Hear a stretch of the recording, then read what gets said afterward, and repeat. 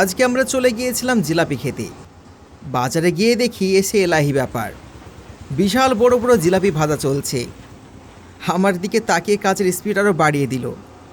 2 মিনিটের মধ্যে 10টা জিলাপি তৈরি করে ফেললো।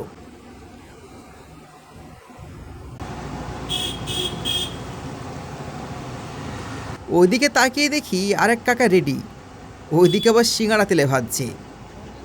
আমি তো তাকিয়ে দেখতে থাকলাম। সময় বাড়ার সাথে সাথে ভিড় জমতে লাগলো।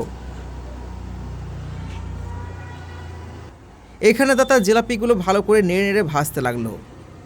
জায়গা ফাঁকা পেয়ে আর কয়েকটা জিলাপি বানিয়ে দিতে লাগলো। একদিকে ভাজা চলছে, অন্যদিকে জিলাপি তুলছে।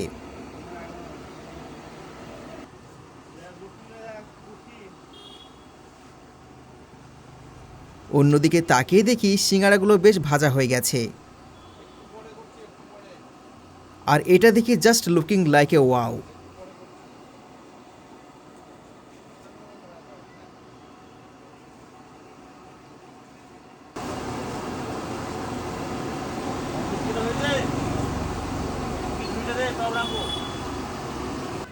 চোখের একটু পলক পড়েছে আর অমনি দেখি জিলাপিগুলো ভাজা হয়ে গেছে আর সঙ্গে সঙ্গে সেরাতে ঢেলে দিচ্ছে। আমি যে একটা শুকনো জিলাপি খাবো সেটাও দিচ্ছে না। তবে যাই বলুন না কেন, জিলাপিগুলো কিন্তু সেই রকম লাগছে। কি সুন্দর লাগছে, তাই না? জিলাপি আমি খাবো সেরকম সুযোগ পাচ্ছি না। আমি প্রথমে 10টা অর্ডার করে দিয়েছি, কিন্তু চারিদিকে ভিড়। আমার তো মনে হচ্ছে আমি বোধহয় আজকে জিলাপি পাবো না, কিন্তু যেটা ভাগ্যে আছে ওটাই হবে। নিজের মনকে শান্ত করলাম আর আশ্বাস দিলাম জিলাপি পাওয়া যাবে। অনেকক্ষণ কষ্ট করার পর জিলাপি পাওয়া গেল।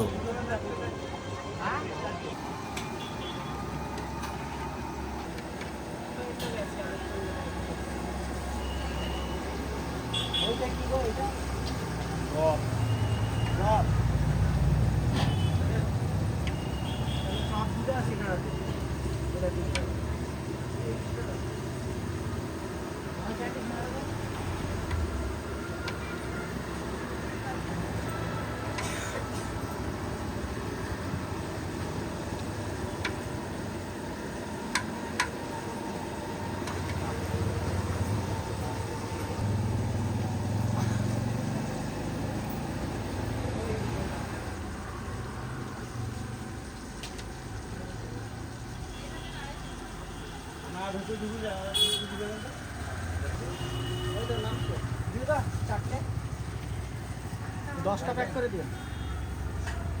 কটা? 10টা বললে না?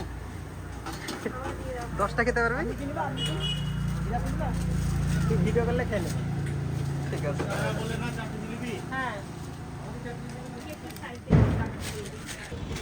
দাদা আমাদের 10টা দিন।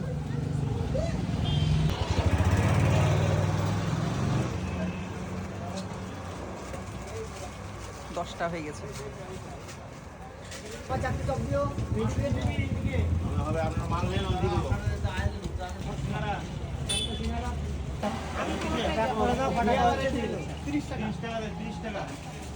ভিড় হয়ে গেলে মাথায় কাজ করে না ওদের।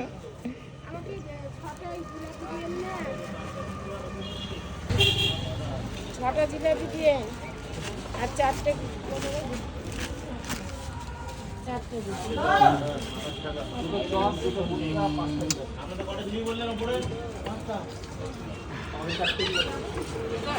বিসমিল্লাহ করি।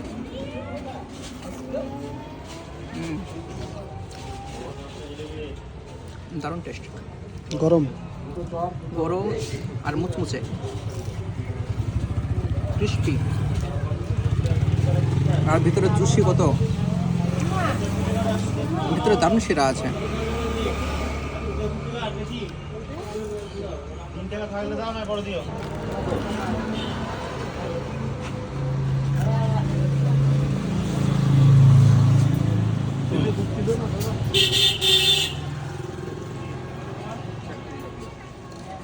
বেস্ট,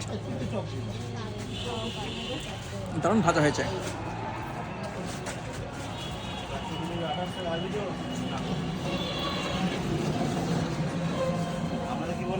এই জিলাপি খাওয়ার জন্য আমরা 80 কিলোমিটার দূরে এসেছি এখানে। তো জিলাপিটা কিন্তু সেটা বেরোয়।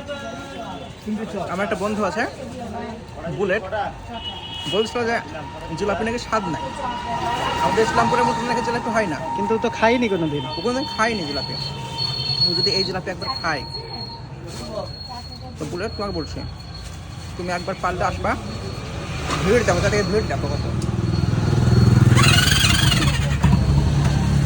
আরেকটা হচ্ছে জেলের অপোজিটে, এদিকে জেল আছে আর তার অপোজিটে হচ্ছে আমাদের এই জিলাপির দোকান। এখানে সব কিছু পাওয়া যায় টাটকা টাটকা। আমি এটা এনজয় করি। যদি ভিডিও ভালো লেগে থাকে ভিডিওতে লাইক করবেন, তাহলে আপনারা লাইক করলে আমরা এরকম আর ভিডিও বানাতে পারবো। দেখা হচ্ছে পরবর্তী ভিডিওতে। Bye bye.